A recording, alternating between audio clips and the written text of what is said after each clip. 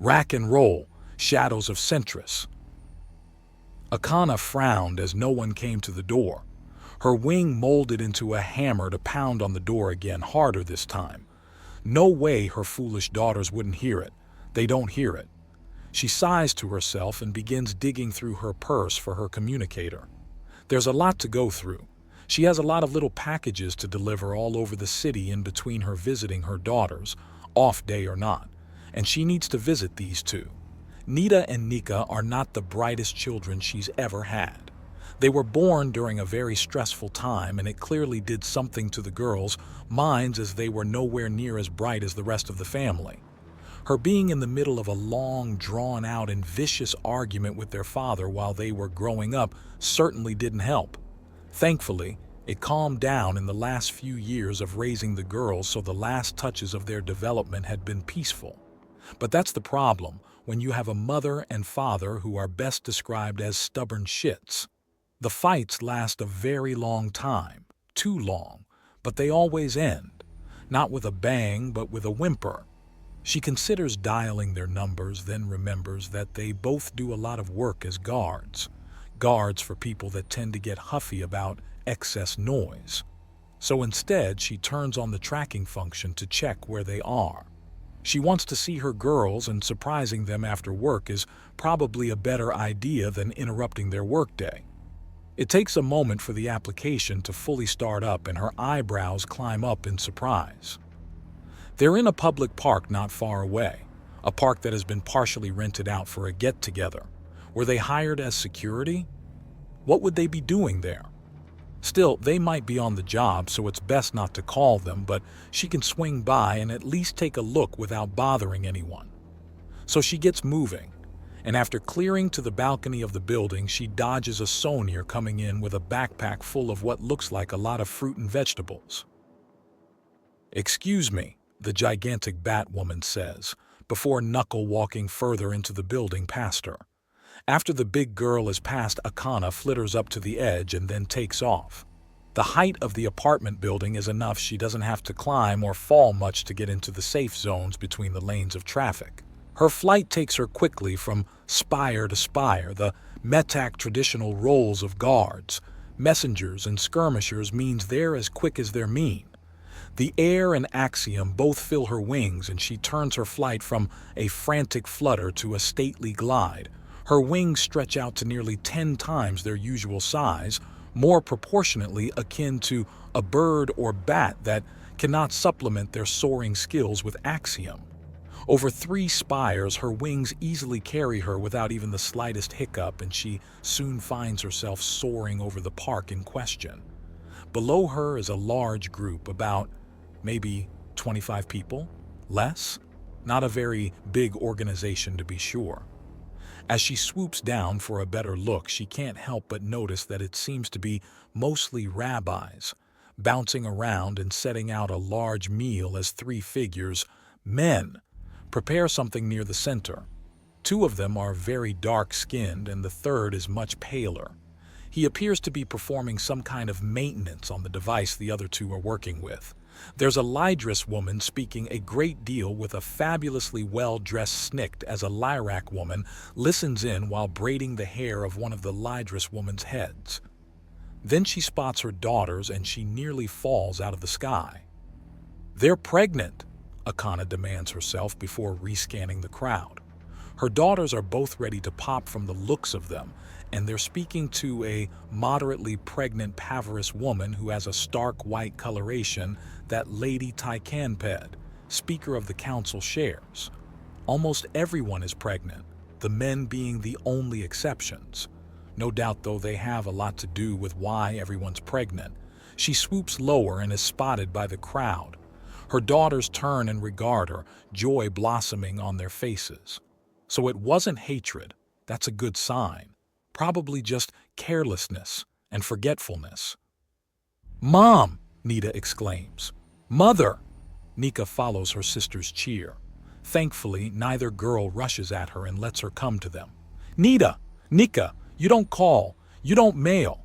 You don't even give me the slightest hint that you're pregnant. Who's the father? Why didn't you tell me? Why didn't you tell your father? My goodness, girls, why? she demands as she lands and both girls flinch back a little. In the distance, she can see the largest of the three men approaching. He's not Canador big, but he's big regardless. But mother, we didn't want you two fighting near us or about the children or, oh sweetheart, she says with a sigh. The fight had caused this kind of damage? Oh goodness. Is something wrong? The man asks, approaching, and both of her daughters scurry up to him and he kneels down to give them both a hug. He's definitely the father. If there are any sons, they are going to be big babies. Koa sweetie? Meet our mother, Akana, Nika says, holding her hand out to guide his gaze. He reaches out a massive hand with a smile. She takes it and he shakes her whole arm. Pleased to meet you, I'm Ko Jackson, heavy weapons trooper, chef, singer, and all around a typical Hawaiian Renaissance man looking to improve. He introduces himself and she blinks in confusion. Hawaiian Renaissance man? What does that mean? She asks to try and get a grip on the situation. Hawaii is the island nation I'm from. The Renaissance was a time period where the men of wealth considered it fashionable to be as well educated as possible. Nearly every other man was a doctor of some kind back then. I hope to be much the same. He clarifies and she blinks in consideration. Big, strong, handsome, and well educated.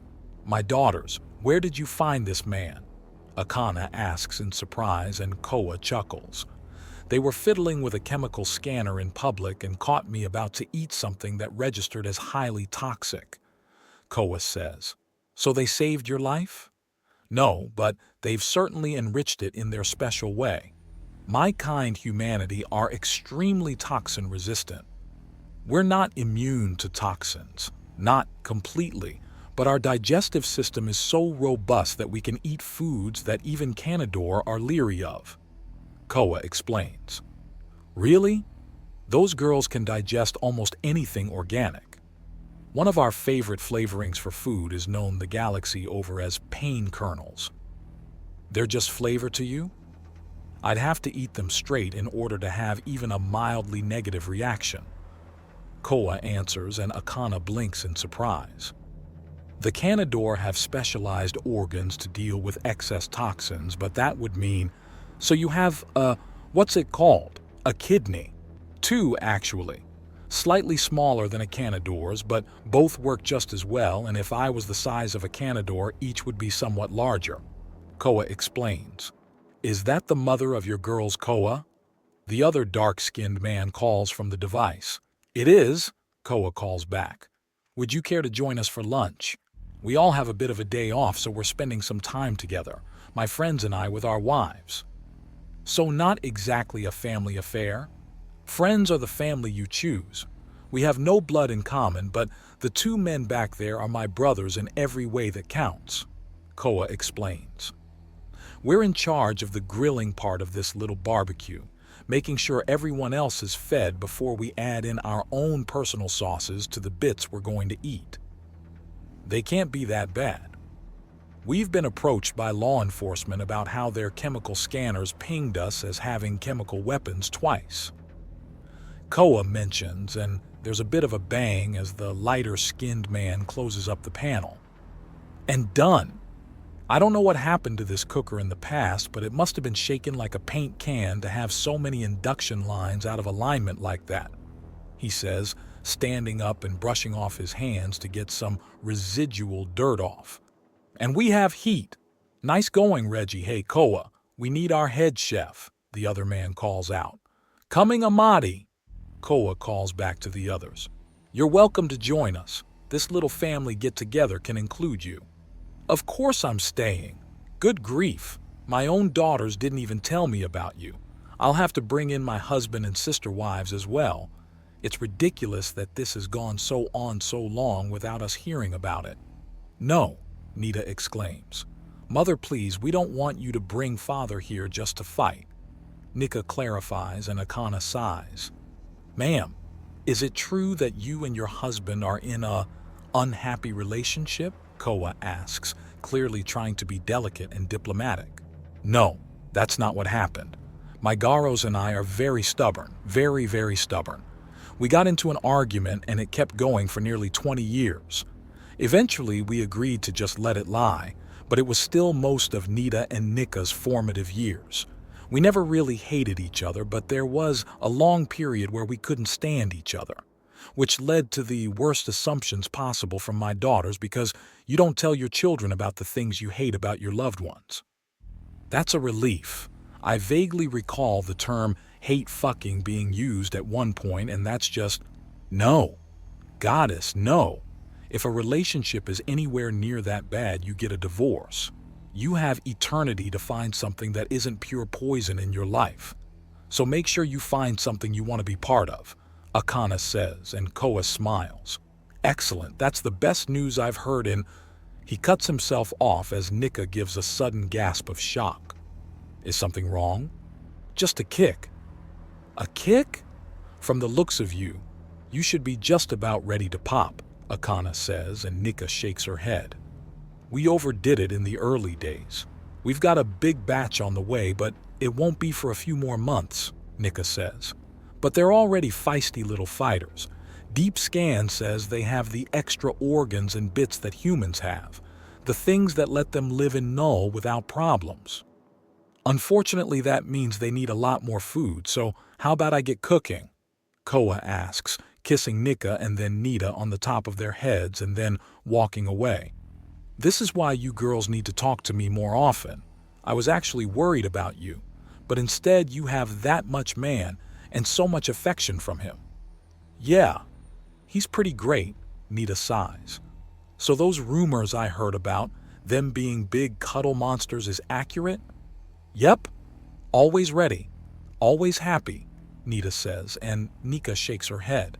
No, he does have limits. He was really frustrated with us when we didn't believe he was anything other than a weird tret. Then we did something stupid and he put his foot down and made sure we couldn't deny anything any longer. Oh, we don't really talk about it. He was really angry. He looks like the type that you wouldn't want angry at you, Akana says, glancing at the large man who's gleefully roasting numerous different foods on the cooker while his friends assist him. Trained soldier. Even without Axiom, he's strong enough to break most women, which makes how gentle he normally is so very sweet, Nika says. We made mistakes and then brought in Marisa there to help us. She has a good head for business and has really helped. So who's with who? We and Marisa Brushtail the Lyric over there are with Koa Jackson, the big one. Shireen and Misty, the Leadress and the Snicked, they're with Reggie, the light-skinned one. All the rest are with Amadi, the one with the darkest skin. Even the one with the most wives is part of a fairly small family. That they are, Nika says before giggling. But don't tell the humans that, they don't believe it. What? 100 to 100, they're a traditionally monogamous race, so they think they're being selfish for having so many wives. What? But that's funny, Akana exclaims. So, what were you and Dad fighting about? Nita asks, and Akana sighs. You need to understand something about me and your father. We are very stubborn and petty people. Okay. We were discussing the advantages and disadvantages of holding to traditional aptitudes and the concept of the galaxy having a place for every race. I can't even remember what side either of us started arguing from or what we were trying to prove. It just kept going and it quickly became about winning the argument rather than figuring out who was right. Oh. What do you think about it now? I think my blood pressure spikes when I give the topic serious thought and I really don't like thinking about it.